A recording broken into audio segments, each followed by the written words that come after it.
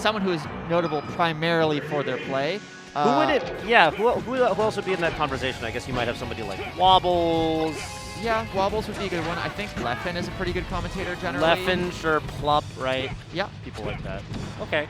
Definitely, I think. Mango's definitely probably the best out of those. I mean, there's a lot of people we haven't really seen. Love to hear Zane commentate. H-Box. Sure, he's done a lot to say. As H-Box. well. Sure. Actually, I've never heard Zane commentate ever. I don't know. Me neither. Yeah, well, he's usually too busy.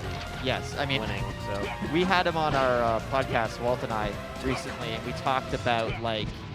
It was an episode where we sort of gave the Melee scene like a report card. Yeah. And we got to the commentary part of the report card, like how is kind of Melee's commentary compared to other esports and stuff. Yeah. And Zane honestly was like, guys, I don't really know. I'm always at top 8. Right. Which is just one way to flex, you know? Like, I'm sorry, guys, but I don't watch commentary, you know? He doesn't go back and watch after the fact? He said usually... Studies the tapes. Usually he has to mute. Yeah, he's like, usually I'd watch it on mute if I was, like, trying to study. Yeah. He's like, so, like, maybe if I won and I just wanted to, like, hype up myself. I even do that. Yeah, exactly. If you're just, like, watching Shine or something. Yeah. Watching your Shine win. I even do that. When I'm watching my own VODs, I'll literally mute the commentary on my own. Because the thing is, like, I'll mute my own commentary. Yeah. Because I noticed, there's just always too much going on in a Melee match for a commentator to identify every single thing that happens. Oh, for sure. And so I think it's actually really good when you're studying the tapes to, like, notice something new every time. And if you leave the commentary unmuted, you're going to, like, naturally your attention's going to gravitate towards what they're saying. Yeah. So we have ManRay right now, by the way. ManRay, pretty, I don't know if he's, like, famous, but I do know I see him in Twitch chat sometimes, and he's got a partner badge, so he's a Twitch partner. Which tells me he's a streamer of some sort, but he's a really solid Ganon player. I played him in, like, one of the online somethings, and he's a beast. He's like certainly one of the best Ganons out today. You're gonna see some probably really solid fundamentals from him, as well as he's got some nice little setups on his tactics. Look at that, even the movement off the ledge, that Ganon ledge dash roll.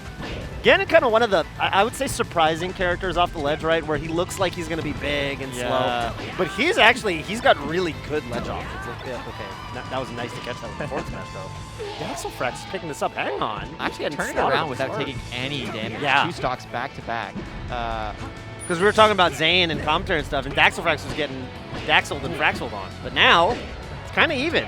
He's got to find a way into this stock though. Ouch. Flies in before it. Definitely one of those commentator curse moments where it feels like we really just sort of wished it into existence. But I think Daxelfrax showing that game 2 might look a little bit different, making ManRay work a little bit harder. Yeah. Yeah, definitely. I honestly don't have a lot of faith in Ganon as a character. I don't either. But I think the character is pretty, has got some pretty glaring weaknesses. But there are things that Ganon can definitely pick apart. And I think one of those things is, like, as a Fox, something I see Daxelfrax do a lot is, like, he's kind of launching himself like that. Okay, that kind of worked, but that's also how he lost the first game, was he was, like, in the corner and he's like, I'm going to enter across the stage now. And Ganons want that because that's how they can intercept you with a... Oh, that was such a good... Yeah, they can intercept you with a forward or something, right? They can catch you coming in. That's usually what they're looking to do, so... For sure. I actually think it's really strong in this match because Ganon actually is pretty bad at approaching. Like, his... he just doesn't really have the ability. When you're actually just standing in the corner, Ganon doesn't really have a way to contest that. He's usually just putting moves around you to try to... Yes. When he's trying to catch you come out. Yeah, catch you coming out. So yeah, Daxelfrax. I actually think being patient is good in this matchup. Not campy, per se, but just mixing up your spots. times. Exactly. Yeah. Picking your spots. Good way to put it. Yeah, what is Fox just generally kind of like whiff punishing, dash dancing a lot? Like, is that the general strategy?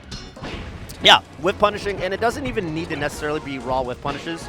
It can just be approaching at an offbeat timing, like catching them. They land from the forward air. They feel like they need to throw out a grounded move, and then you come in at an angle. You know, you either then you full up over them, or that's good. Oh no. Oh, Daxelfrax. Sorry, I got a piece of my protein smoothie stuck in my throat. Ooh. Yeah, just as Daxelfrax SD's off the stage, he's yeah. SD choke.